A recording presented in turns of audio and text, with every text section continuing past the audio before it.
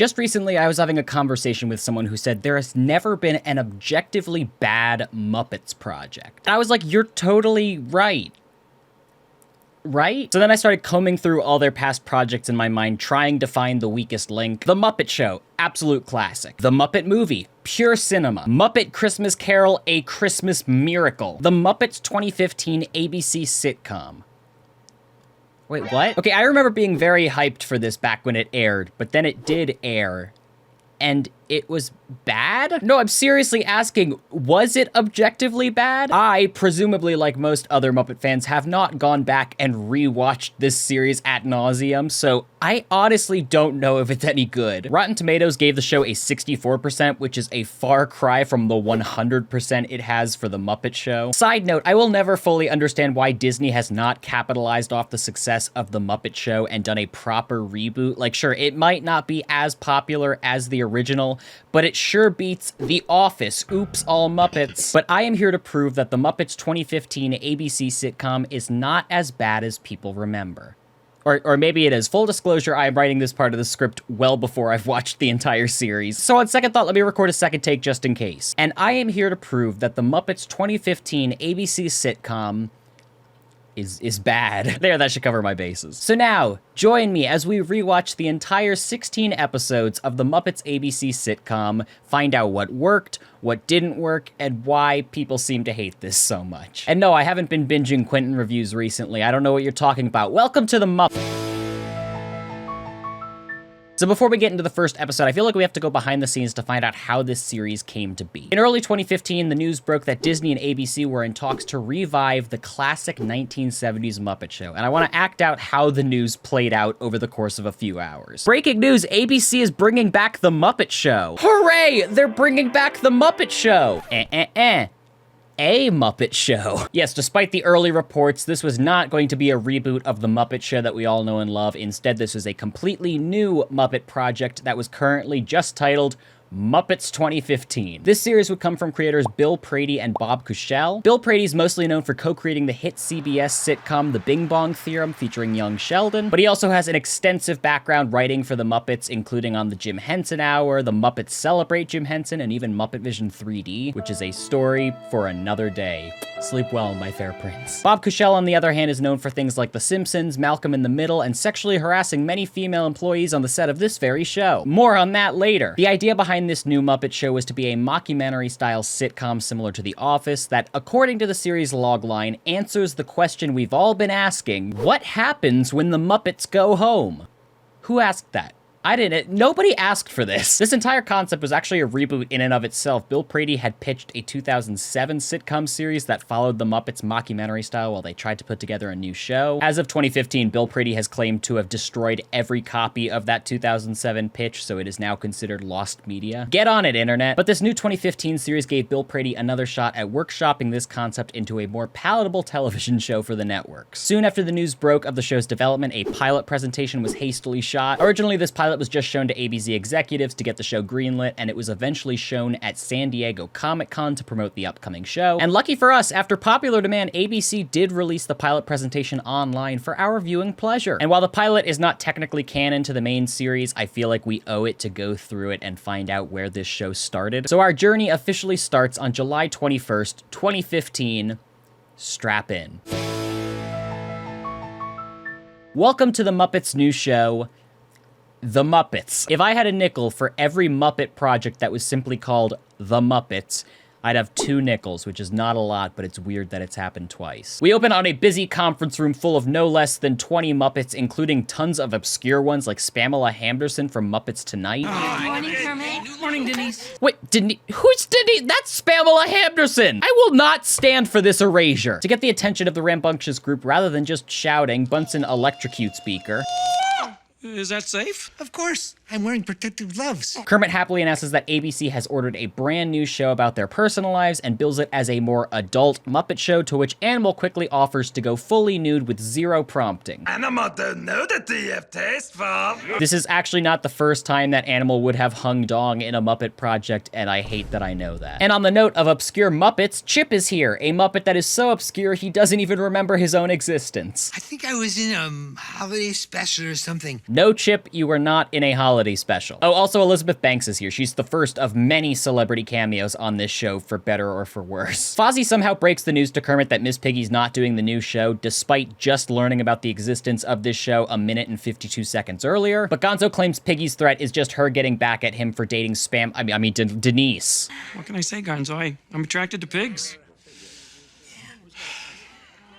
Me too. Gonzo, you have never once dated a pig. You are canonically still in a relationship with a chicken. What are you talking about? In the next scene, we find out Miss Piggy isn't doing the show because she's been deployed to Iraq. God bless America. Okay, I'm lying. They're just filming a scene for a movie. But I do feel like seeing an anthropomorphic pig puppet run at you on a battlefield would lead most people to surrender, I promise. Also, Topher Grace is canonically sleeping with Miss Piggy in this pilot. You're welcome. On to the C plot, we find out that Fozzie Bear is dating a human woman. You can say it, Dad.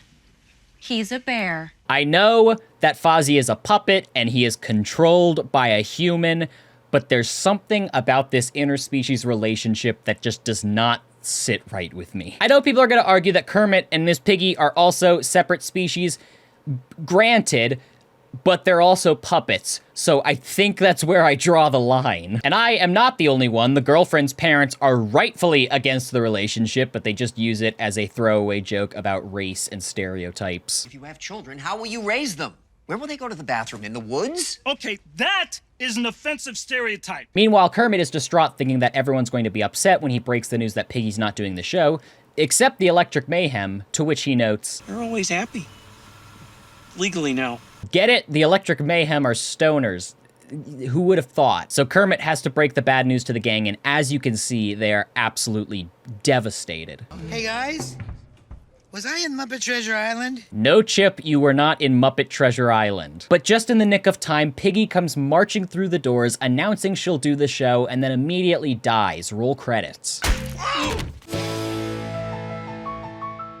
So we now move on to the first official episode of the series, Pig Girls Don't Cry. Get it? The series now takes place behind the scenes of a new late-night talk show, Up Late with Miss Piggy, which is kind of a new, modern version of The Muppet Show. Since this is the first episode, I thought I'd give you a rundown of all our main characters and what roles they play on this fictional television show. Muppet Wiki has it summed up very nicely, so I'm just gonna read it from there. Kermit the Frog is the executive producer. Fozzie Bear is Miss Piggy's sidekick. The Electric Mayhem are the house band. Gonzo, Rizzo, and Pepe are all writers on the show. Scooter is the talent coordinator. Bobo is the stage manager. Bunsen and Beaker are in charge of props. Uncle Deadly is Miss Piggy's wardrobe assistants. The Swedish Chef, of course, runs craft services. Sam Eagle is standards and practices. And Denise, whoa! You know what? I changed my mind. Bring back the Pamela Anderson puppet. I hate this significantly more. We're greeted with a brief opening theme montage of all the Muppets backstage at their new show, Up Late with Miss Piggy. And at the very end of this sequence, Kermit dejectedly says, Time to get things started. remember this moment, it is somehow very important. At the morning meeting, to get the attention of the rambunctious group, rather than simply shouting, Bunsen electrocutes Beaker. Oh my god, this is just the script of the pilot. Of course.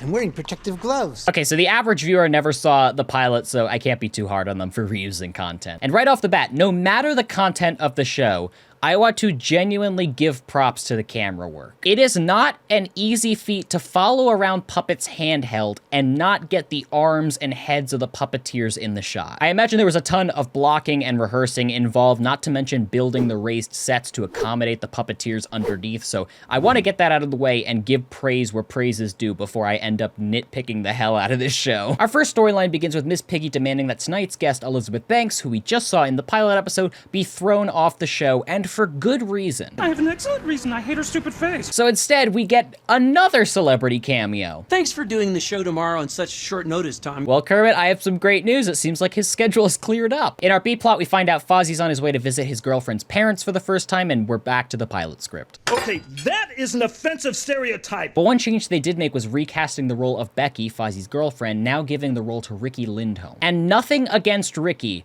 but I distinctly remember not caring for this plot line, and we're gonna see a lot of it in this video. Let me go make a phone call. Phone call, right. He's probably gonna go root through our garbage. So Carl is racist, and we can move on. Meanwhile, back at Up Late, we are properly introduced to Denise. She runs marketing for the network, and we were at a cross-promotional synergy meeting, and we ended up, cross-promoting. So Kermit is canonically having sex with Denise. Moving on. How was your bolognese? You tell me, you ate it. All right, I know this is beside the point, but bolognese is a meat-based sauce made with beef and pork, and Denise ordered it. Denise is a cannibal. So it turns out the real reason Miss Piggy wanted Elizabeth Banks off the show is because she once beat Miss Piggy out for a role in the movie Hunger Games, and Miss Piggy is a petty. So Kermit, like any good showrunner, decides to go behind her back and book Elizabeth Banks anyway, which leads into a full-on meltdown. Also, Uncle Deadly gives us this great moment. Skin. Ow! I am a sucker for subtle puppet logic humor. And get this, the real reason Miss Piggy didn't want Elizabeth Banks on the show had nothing to do with Hunger Games, but that Kermit and Piggy were out seeing Pitch Perfect 2 when they broke up. Girl, Elizabeth Banks had nothing to do with your toxic relationship. Leave her alone. Also, Imagine Dragons is here for no reason. Episode 2. In episode 2, Hostile Makeover, Fozzie gets invited over to Jay Leno's house, a celebrity who was definitely relevant enough in 2015 to base an entire sitcom episode around. Moving over to the B-plot, my god, they really set up every plot point within the first minute of this episode. In the B-plot, Miss Piggy does not have a date to the People's Choice Awards, which, fun fact, this very show lost the People's Choice Awards back in 2016 to Scream Queens, so there's that. The crew is all pitching ideas of hot celebrities to pair Miss Piggy up with. Yolanda throws out Josh Groban, to which Pepe says, He gives me the feels too. What? He's a handsome man and gender is fluid. "We stan a bisexual king." Hey look, Josh Groban's here, and Miss Piggy and him sing a song and fall in love all over the course of 45 seconds. What could go wrong? Josh Groban then meddles with every aspect of the show, completely off screen, I should say, because I'm assuming the network did not want to have to pay for excessive screen time. And then Kermit breaks the two of them up because he can't stand to see anyone else happy. On to the C-plot. Do sitcoms always have this many plot points per episode? I feel like I'm going crazy. In the C-plot, Bobo and the newsman are selling Girl Scout cookies. Is that even a plot point? It sure is. Welcome to ABC's The Muppets. I swear the entire C-plot is only in existence to set up the joke from the pilot about the Electric Mayhem being stoners. Have you checked with the band? I bet they'd be happy to buy your cookies. Those guys are always happy. Yeah, legally now. Meanwhile, over at Jay Leno's house, Fozzie Bear decides to commit a crime by stealing valuables and instantly justifies it by victim blaming. He wouldn't care about a bowl. I mean, he'd probably put it out so I would take it. What about that theory, huh? Flawless logic, Fozzie. That definitely won't get you canceled somewhere down the line. He becomes absolutely paranoid that he's going to get caught for stealing. He inevitably breaks the bowl. He goes back to Jay Leno's house to steal more stuff. Fozzie is an unrelenting thief, and he deserves to be put away. Back over at the Muppet Studios, however, we do have a historic Muppet moment, and that is a legacy character getting one of their first lines. That was gas station sushi. And we love us some gas station sushi. All right. If you're a hardcore Muppet nerd like me, you're probably familiar with Lips, but if you're not, he's been the on-again, off-again trumpet player for the Electric Mayhem since the early Muppet Show days. While the character has always been played by Steve Whitmire, he was always afraid of giving the character a voice in fear that it would come off as a racial stereotype. But despite that, he did get a single singing line back on the Muppet Show, and he had a very Louis Armstrong-esque voice. Well, the barnyard was jumping, everybody having to fling. And his voice now isn't much different than what we saw in the Muppet Show, so what changed between now and then that made Steve more comfortable to do the voice? Your guess is as good as mine. Also, in this episode, they set up the laziest celebrity insert I've ever seen, with Kermit discussing that he and Piggy had this celebrity free pass list and that it was all for fun. Wow. Well, I mean, unless Leah Thompson and I got stuck in an elevator together. Oh boy, I wonder if the two of them will get stuck in oh god damn it. And now, onto Sully's puppetry moment of the episode. There's a brief moment where Piggy leans against a doorway and kind of shifts her weight and sways back and forth, and it's so convincing that you forget she only exists from the waist up. It's an incredibly small detail, but it's insane how well Eric Jacobson sold the character in that little moment. We're almost immediately introduced to our first celebrity cameo of this episode, and let's give a quick shout out to Christina Applegate. Christina brought a highly embarrassing clip to the show of Miss Piggy falling face first into a cake that was inexplicably shot in 4K just like the rest of the sitcom plot hole. And this surprise clip goes over exactly how you would assume it would with Miss Piggy. I am telling you this because we're friends. We're no longer friends. Also, a complete side note from the plot. At one point, the Swedish chef asks Christina Applegate for an autograph signed to Megan, to which he points to himself. Oh, is that your daughter, your wife? No, Megan. Oh, you're Megan. Apparently, Muppet fans were so up in arms about this moment because the Swedish Chef had once been referred to as Tom back in the Muppet Show days that Bob Kuchel had to go on Twitter and clarify that no, his name's not Megan. He was just saying me in broken English. Proof that us Muppet fans will overthink even the slightest joke. In our B-plot, we get introduced to a new location, Rolf's Tavern, which is a place we will find ourselves many times over the course of this video. And here, Kermit has to break the news to Fozzie that I think the whole craft beer thing's gotten out of hand. You know, I don't need pumpkin spice in my beer. Thank you, Kermit. Someone finally had the nerve to say it. No, what Kermit actually has to tell Fozzie is that the sketch he wrote for tonight's show is complete garbage. But because he's such a pushover, he instead tells Fozzie the sketch was great, should become a movie, and Fozzie should quit the show to go pursue this new dream. What a great friend you are, Kermit. Kermit breaks the news to Fozzie that he was lying this whole time and the sketch actually wasn't any good, to which Fozzie runs away into the forest. But lucky for us, to replace Fozzie, we have Nick Offerman. What is going on? In our C-plot, dear God, we're introduced to hands down one of the best characters in this entire show. I received a work order for Class 3 repair in this location. Well, who are you? I'm Chip. I'm the IT guy. I'm Chip.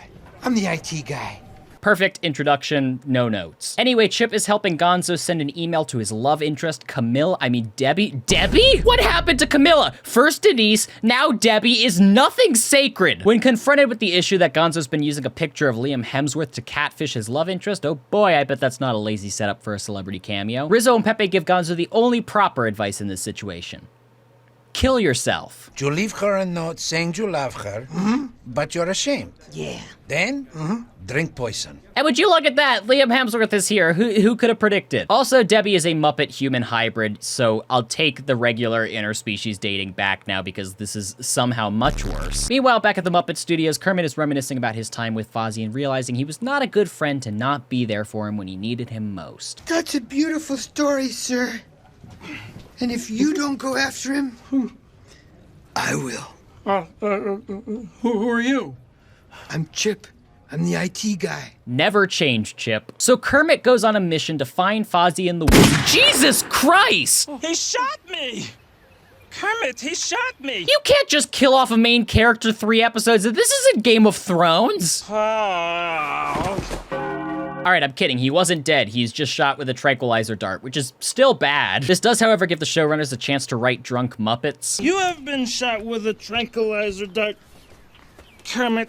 Well, no, but I did lick my third cousin once and the walls started melting, so I feel you, bro.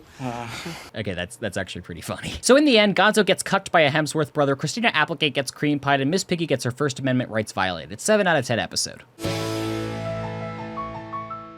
I thought the Muppets were free from shipping culture, but I guess I was wrong because in this episode, the writers introduce the most unnecessary ship ever, Sam Eagle and Janice from the Electric Mayhem. Hey, Sam. Did you hear that? Janice just said, "Hey, Sam." Why would this even be a thing? Janice has been with Floyd Pepper since the very beginning. Are we that out of ideas that we're willing to disrupt over 40 years of lore just for a plot point? Don't get me wrong, I love both of these characters equally. But not like this. I hate this. And the best part, they don't even come remotely close to wrapping up this storyline in this episode, which means we are going to have to deal with this for many more episodes to come. Also, Fozzie shoots a man. Meanwhile, Piggy finds out that all the cast and crew go out to party without her after every show, a point which the Swedish Chef very cleverly deflects. Chef? Does everyone go out after the show?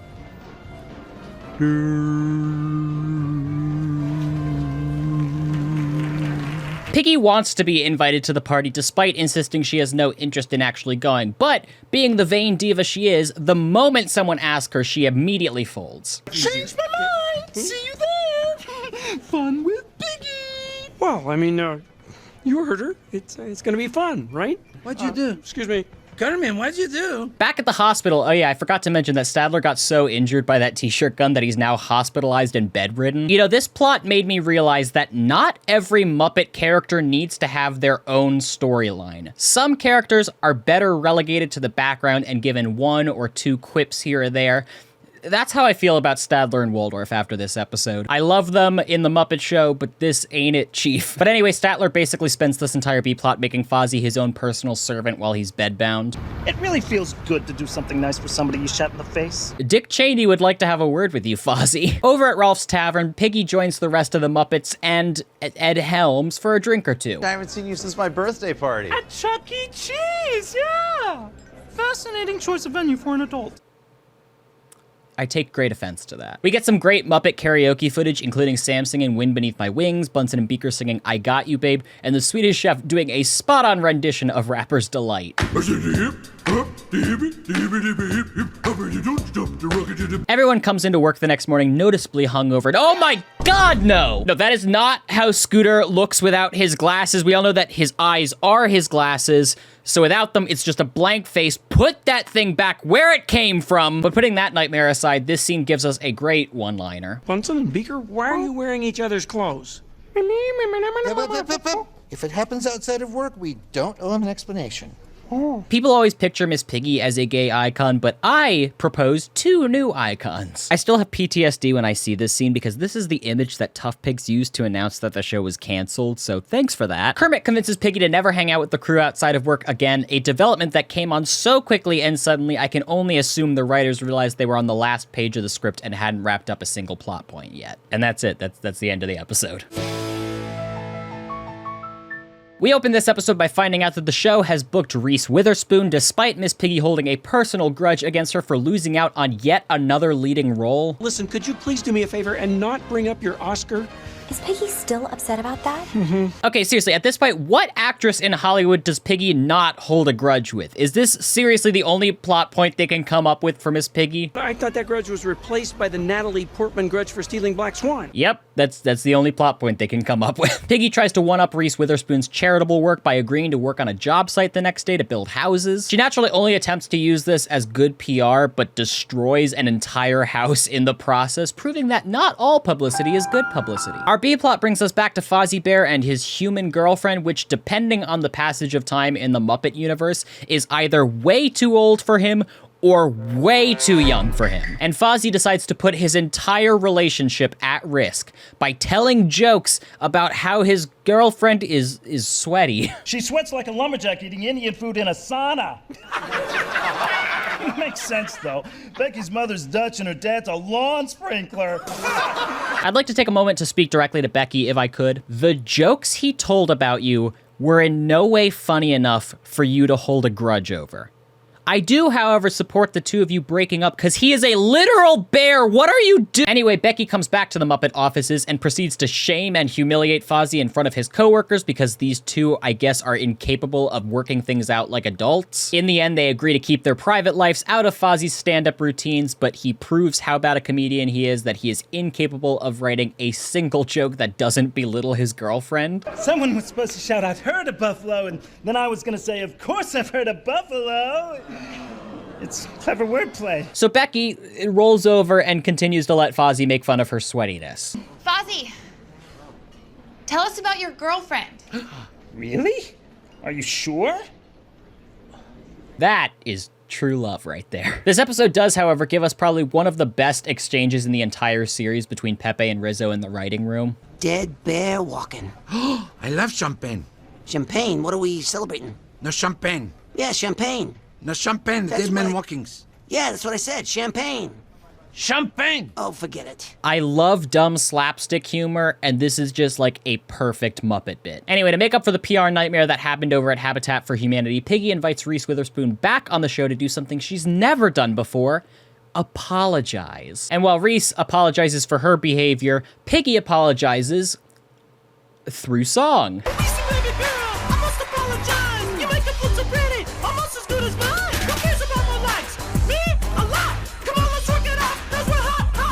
Okay, but this is like the first true Muppet-style sketch we've gotten in this entire series. The Muppets thrived in that variety show format, and the movies are so well regarded for their music, so it's a shame that this is the first musical sketch we've gotten in this series besides Piggy doing a duet with Josh Groban. And the episode ends on a mic drop, as it should go off Queen.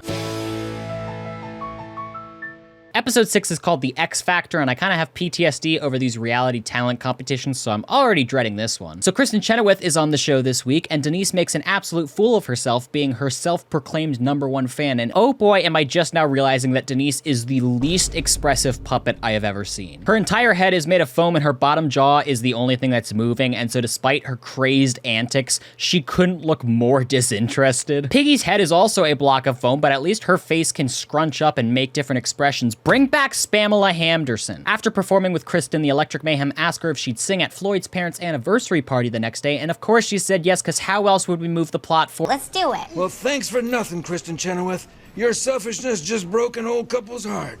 She said yes. Withdrawn. Meanwhile, Kermit's trying to brainstorm a last-minute gift idea for Denise because he is a terrible boyfriend. Scooter takes him to a ceramic painting class so he can make something by hand to show Denise how much he loves her, and I'm gonna be objective here, Kermit. That is not a good painting. You did a bad job. You are like 70 in human years, and that looks like something a parent of a 5-year-old would hang up on their fridge. Do better. So when that plan fails, what would any sane person do? They ask their ex for advice. Well, I need to buy someone a gift. So who's you get for? Your mother? Your aunt? My girlfriend.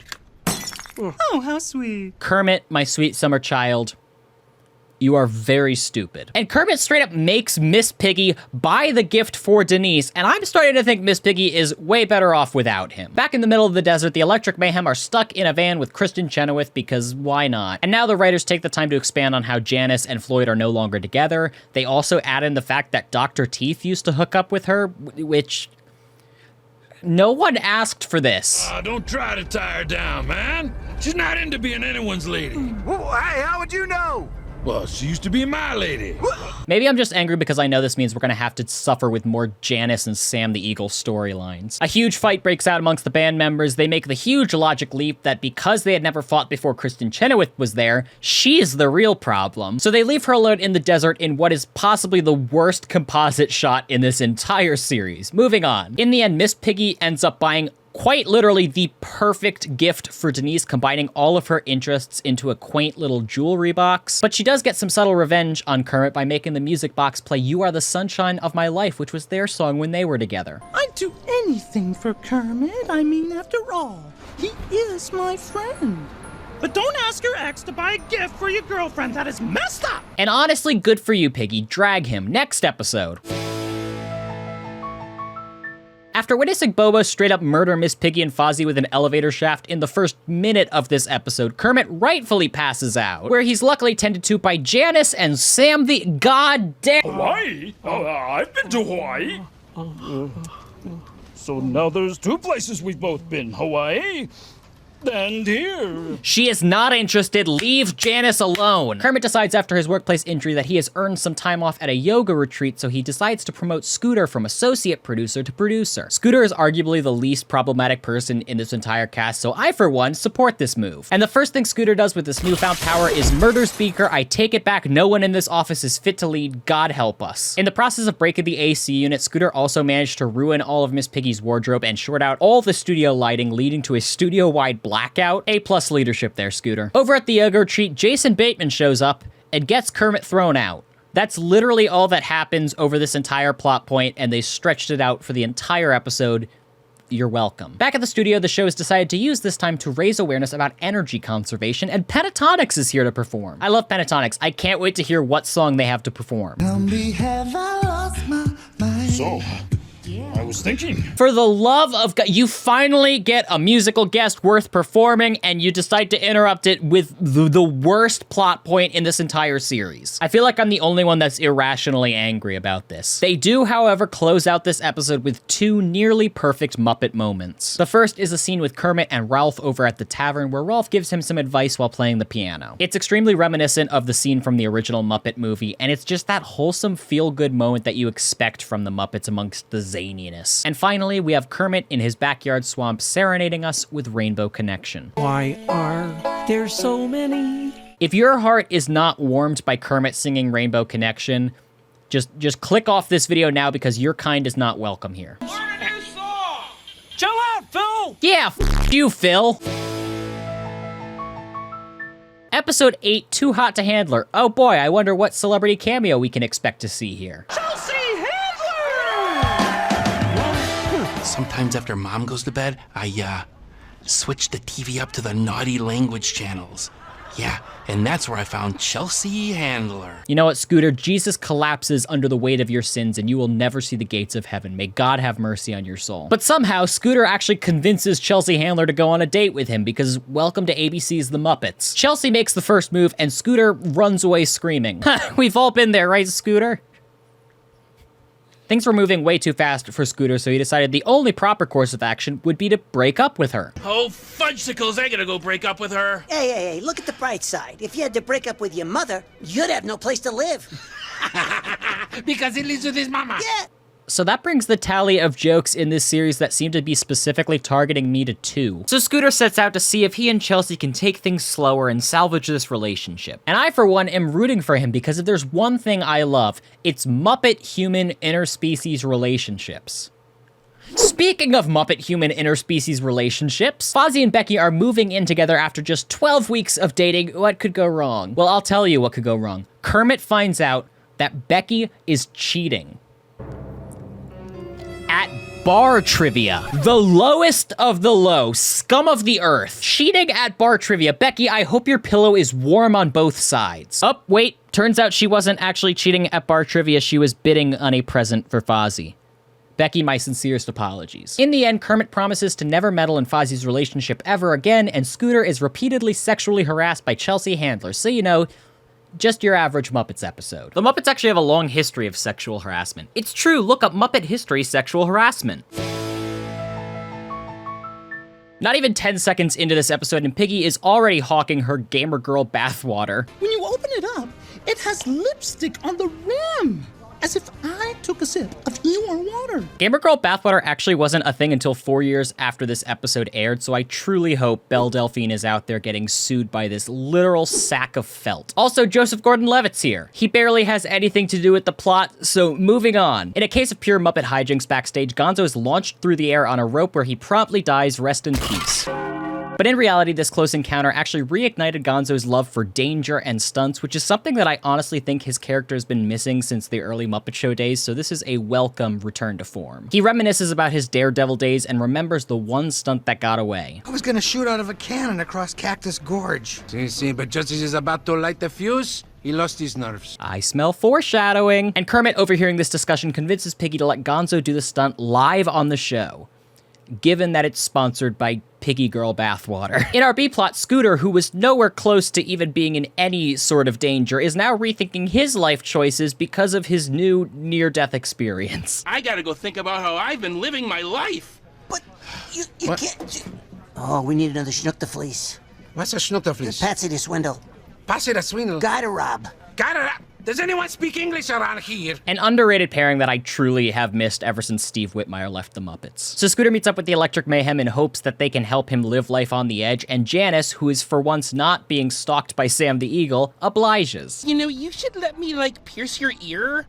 I never noticed, but you have great lobes. And Scooter takes it extremely well. Ow! Oh, man, that's the worst pain I've ever felt in my life. Ow, how's it look? That was just the ice to numb the area. Back in the A-plot, the tests for Gonzo's stunt are going great. So what are you saying? Unless everything goes perfectly, I'll be a fruit smoothie? Of course not. You'll be a flesh and blood smoothie. Thank you, Bunsen, for that reassurance. Also, I hate that canonically under Gonzo's fur, there is now flesh, so thanks, the Muppets. And after those failed tests, Gonzo decides to call off the stunt once and for all, opting not to commit unalive on national television. How brave. Now let's check back in with Scooter. Oh my god! So Dave Grohl is on the show tonight, here to perform Learn to Fly. How appropriate. So, you guys remember how we did it in rehearsal? We like to do it different from rehearsal. Okay, well then why did we even rehearse? Because if we don't rehearse, then there's nothing to do it different from. You know what, actually, I dig that. And inspired by this performance from Dave Grohl, Gonzo decides to go through with the stunt anyway, where he safely lands in a tub of piggy water. I'm Gonzo the Great! No! You're Gonzo the Greatest! You thought I was lying about Gamer Girl bathwater. Well, ha ha, how the turntables. This episode ends with Animal and Dave Grohl having a drum off, something that has nothing to do with the plot, but is a welcome addition to the show. You win.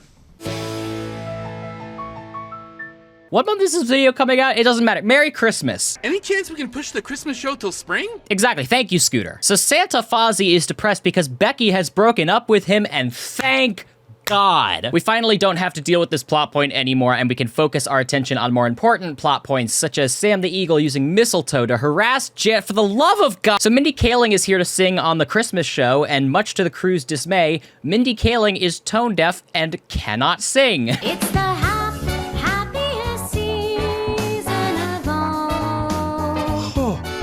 And I love that rather than having her sing out of tune, they just auto-tuned it to make it sound even worse. Also, in this episode of Jokes That Have Aged Horribly... Scooter! Your sweater's hideous! I must have it. But my mom made it for me for Christmas. Take it off.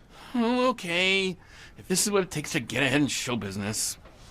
That's gonna be a yikes from me, dog. Miss Piggy, on the other hand, is showing a rare compassionate side by comforting Fozzie and telling him that he needs to fight for Becky to get his relationship back. But during this, Fozzie inadvertently helps Piggy realize that she never fought to get Kermit back. This leads Piggy into a depressed downward spiral where she realizes she's going to be alone for Christmas this year, and you just gotta feel bad for her at this point. But Kermit and Piggy have a nice little heart-to-heart and share their feelings about the situation in her dressing room, so Piggy's back on board. Mindy Kaling still can't sing, so they just drown her out rather than talking it out like adults, which is a recurring theme in this series, I guess. Also, there was an entire C-plot about Yolanda tricking everyone into thinking that she was their secret Santa and therefore getting all the gifts.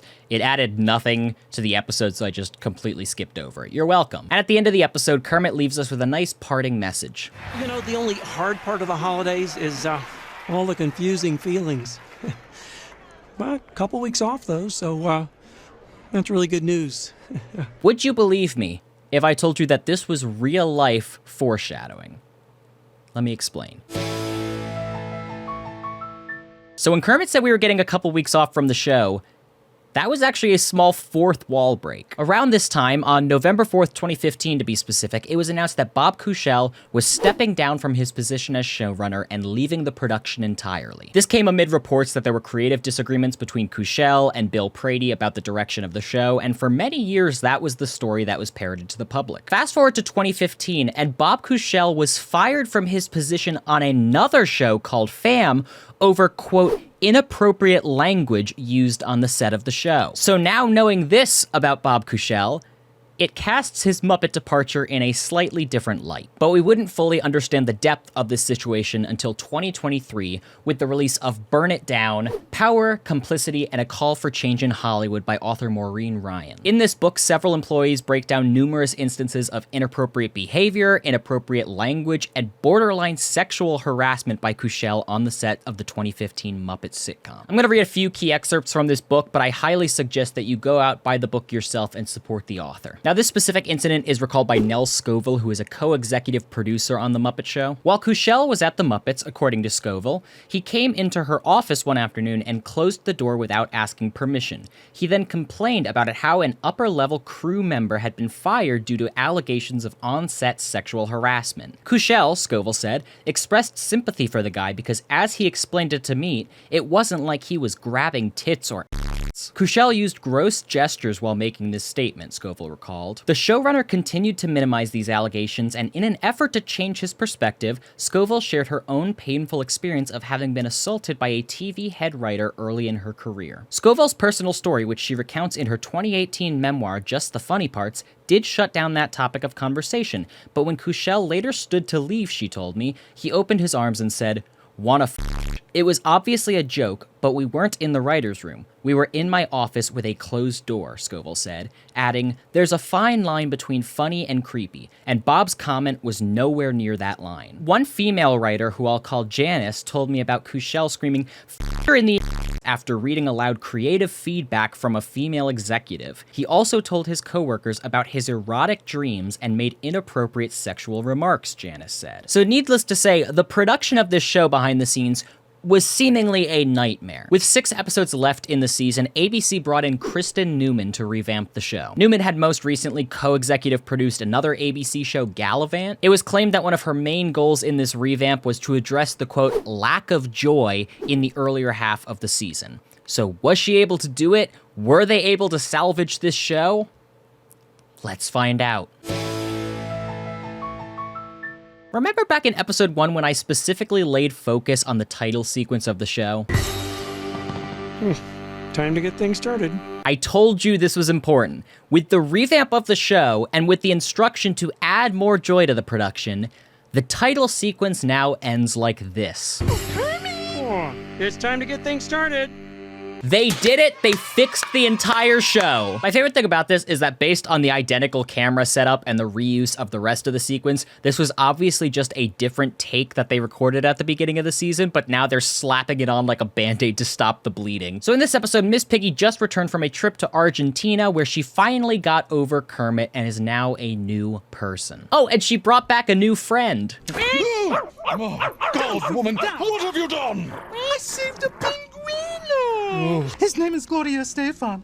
It was the only Spanish name I could think of in the momento. Gloria Estefan might be my new favorite Muppet character. Now, within the universe of Up Late with Miss Piggy, the network has brought in various executives and branding specialists to revamp the show. So to get this straight, to explain away the clear tonal shift in the show that will be happening over the coming episodes, they had to basically mimic real life by hiring new showrunners in the Muppet universe.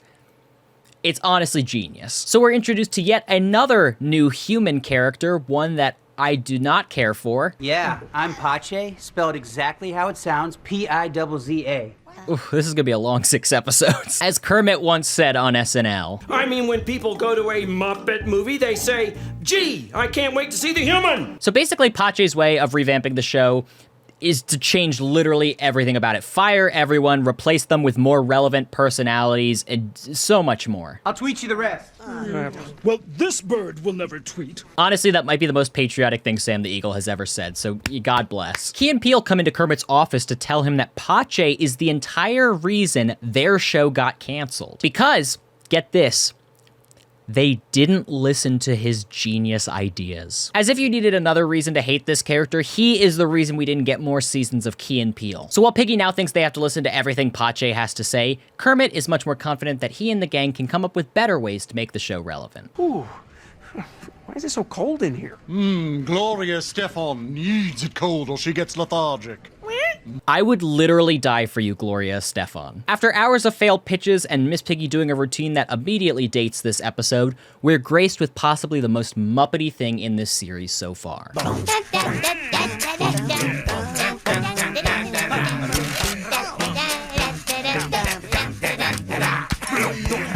Yes, all the characters perform an impromptu version of the original Muppet Show theme, and it's just some good Muppety fun. And we have finally come full circle back to what this show should have always been. Piggy, we have everything we need right here.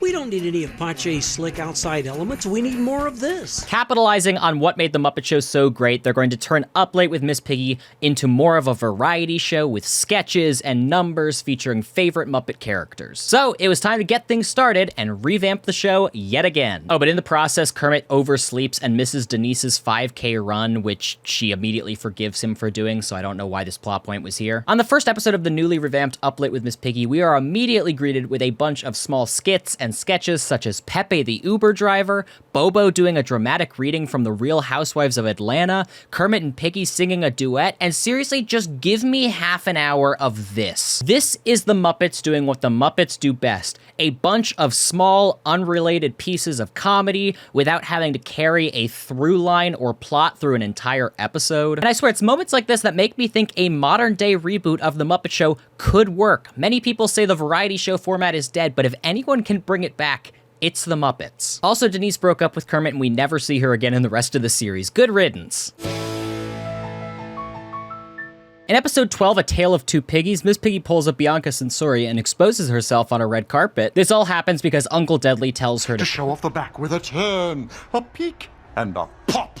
Also, as a side note, in the Maureen Ryan book, it is revealed that while Uncle Deadly is written as a gay character, Disney and the Muppet Studios would not allow the writers to come out and say he was gay, which left them basically writing him as a gay man for laughs, which kind of takes some of the fun out of the character, if I'm being honest. But anyway, as I was saying, Miss Piggy goes onto the red carpet and pulls off the turn, the peek, and the pop. Oh my God! Are we allowed to be watching this? Yes, Miss Piggy's tail pops out of her dress, which I believe is the first time we've ever seen or heard of her tail. Like, it makes sense that a pig has a tail. I guess I never thought about it too much. So needless to say, Miss Piggy's wardrobe malfunction has made national news, and Sam the Eagle, as the head of standards and practices, is furious. I just can't believe people are so upset over a pigtail. Oh, it makes everyone very uncomfortable. Have you seen it? Well, I believe you know the answer to that question. Get it? The joke is sex. In the B-plot, we find out that it's the anniversary of Gonzo and Camilla breaking up, and it just makes me so sad that we lost so many power couples because of this series. Anyway, Gonzo figures he needs to move out of that apartment ASAP because it's filled with way too many memories from his past, so Pepe and Rizzo decide to help him find a new place. And the award for the funniest concept in this episode goes to the realtor being Big Mean Carla, which is just a Big Mean Carl puppet with a red bow and 0 other changes. There's 3 bedrooms, a pool, and by law I have to disclose that there's a tree in the living room. I love it. Meanwhile, Piggy is still being hounded by the press and does something absolutely humiliating. What are you doing here? Go away! Was that snort on the record? I just snorted. Why did I do that? I'm a lady, not a pig. Hey, you could be both. Don't let society make you choose between the two. But much to her surprise, a young pig comes up to her at the studios, and wait just a second. Is that Belinda from A Muppet Christmas Carol? Miss Piggy, I'm Alinda. And her name is Alinda. This could not be any more obvious. I seem to recall Kristen Newman confirming that this was a reused Belinda puppet at the time, but she has since deleted her Twitter, so I guess you're just gonna have to take my word for it. Or don't. Anyway, Belinda, I'm sorry, Alinda tells Piggy how her tail once popped out at school during gym class, and seeing the same thing happen to Miss Piggy helped her feel a lot less ashamed and more proud to be herself. And this is the interaction that finally gives Piggy the courage to stand up for herself. I'm a lady and a pig. That's awesome! Can I have a tour of the set? Tours are Wednesdays. But Piggy's plan to embrace her pig self and show her tail on the air is thwarted when sponsors start pulling out because they're swinophobes. I'd like to point out that that is an actual term, and I did look it up. Thank you. So what do they do instead? All of the Muppets and Joan Jett don fake pigtails in solidarity. Wait, Joan Jett? Oh yeah, the B-plot. Gonzo, Rizzo, and Pepe rent a mansion and use it as a ploy to take advantage of women. The end. Reflecting on the fact that the recent changes to Up Late with Miss Piggy means she has less airtime, Miss Piggy decides that she's going to go on a mission to find new friends because I guess she has none. She meets up with Janice, who offers to take Piggy to her aerial contortionist class, and thank God Gloria Estefan is back. And he's in a Baby Bjorn as if this character couldn't get any cuter. Over in the B-plot, Pache, my favorite character, takes Gonzo, Rizzo, and Pepe out to buy new suits. Look at me. I'm the Al Capones. Hey, oh, Chicago. And since the writers are gone shopping, everyone else back at the studio starts pitching their horrible sketch ideas. I play a hypnotist. Okay, close your eyes. You're getting very sleepy. You know what? I take it back. I actually like that one. But the sketch they actually end up airing that night is a fashion segment with RuPaul that didn't at all age terribly. Now, I can tell you were inspired by Kanye's drop crotch leather sweatpants. Jesus. Yeah. Woof. Oh, and Piggy never did find a friend at the aerial contortionist class, but she did realize that Uncle Deadly was her friend all along. How sweet. And so they all go out to celebrate and watch Uncle Deadly in a local theater production of Heathers, I guess. And there you have it. That's the entire episode. I feel like I had barely anything to say about this episode, but that's because this episode barely had anything to say. It's consistently one of the lower rated episodes in the series, and I see why.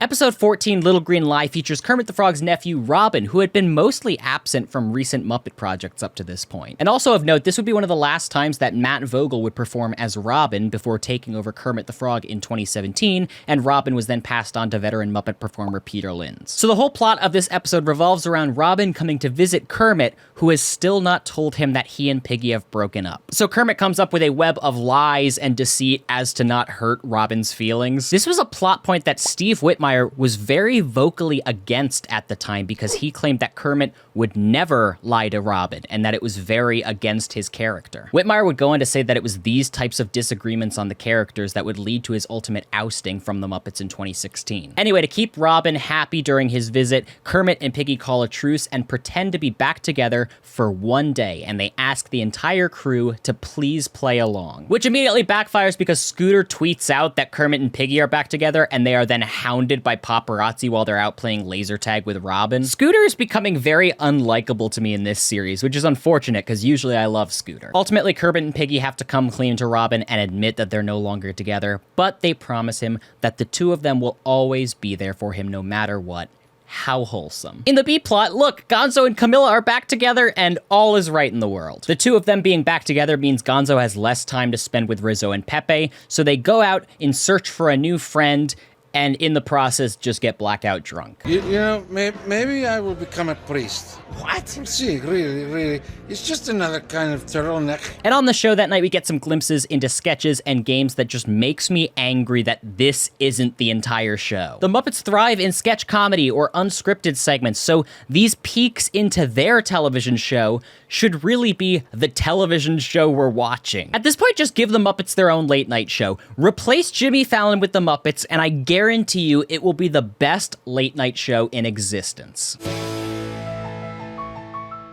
Episode 15, Miss Piggy is Beyonce now. Deal with it. And while she's oh God. Don't worry everyone, I think she's fine. Oh Jesus Christ! Can we show this on YouTube? So Miss Piggy naturally has to go to the hospital to get that taken care of. And meanwhile, back at the studio, Pistachios try to take over the show. Luckily, the rest of the gang decide to hold him hostage in a dressing room while Yolanda uses his phone to cause mass chaos. What it do, shorty? It's Pache. Oh yeah, Yolanda can suddenly do spot-on impressions of literally anyone. This is the first time it has ever been brought up, and it will never be brought up again after this episode. Bad news, guys. What? I just got off the phone with my cousin who's a cop. He says that what we're doing could be considered kidnapping. Yes, Rizzo. Yes, it is. Anyway, the decision is made to broadcast Up Late with Miss Piggy that night from Miss Piggy's hospital room, and everything is going great. Wait, Piggy, no, that's not the call button. Yes, it is. No, that's your morphine drip. 2.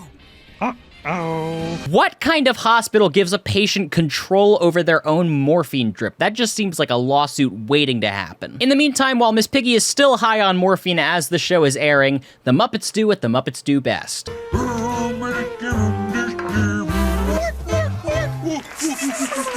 For the uninitiated, they just brought back 2 classic Muppet Show sketches in one, The Swedish Chef and Muppet Labs. And not only that, they brought back another Muppet Show classic this episode, Veterinarian's Hospital. It's almost as if the writers have finally figured out what works best for the show, and thank goodness they figured it out now and not a second too late. What's that?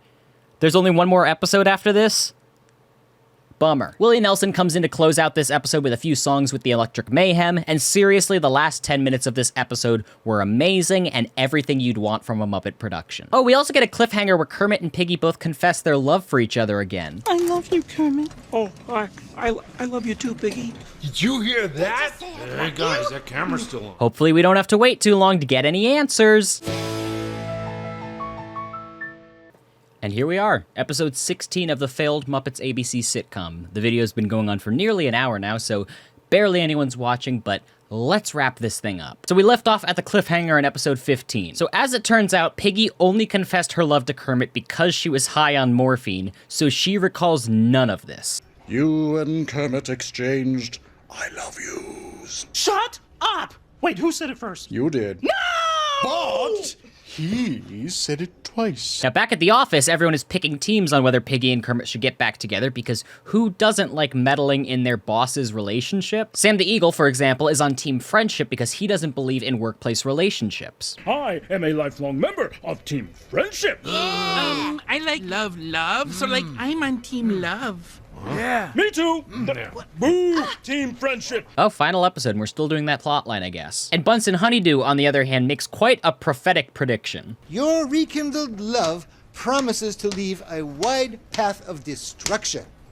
Voila. Oh, what sweet irony. Also, dozens of Muppet characters that haven't been seen in a decade are roaming around backstage. What is going on? Alright, so this whole B-plot is just fan service for the hardcore Muppet nerds, and I'm not complaining. I've sat through 16 episodes of this, so honestly, I'll take what I can get. Kermit spends the whole day going back and forth on whether he actually loves Miss Piggy, and after some great advice from Jack White, of all people, he decides to make a grand gesture to show Piggy his love. But Piggy found out that Kermit has been indecisive, and she doesn't want to be with someone who's unsure of their love, so she decides to move to Thailand. The Muppets, everyone. Deadly! Yes, dear. Buy me a ticket to Thailand, leaving tonight. I'd rather spend this break on an elephant than anywhere near that frog. And all I can say is it's really depressing watching this episode knowing that the show is canceled after this, because the writers are doing so much setting up, hoping that there's another 16 episode order right around the corner. Tonight is bittersweet. It's our last show together before we all go our separate ways until next season. No, Piggy, it is your last show, period. But Piggy does ultimately board that flight to Thailand, but Kermit sneaks on last minute to prove his love to her. The two of them are finally alone together, where they can honestly and openly talk about their feelings. So, with her final lines in this entire series, let's see what Miss Piggy has to say to Kermit after downing an Ambien and wine, dear God. I just washed down an Ambien with 2 Chardonnays, but here goes. Okay. Our relationship's always been a complicated one, Kermit. Yeah, You know that's that. true, that's true. And that's why I really think... Yeah.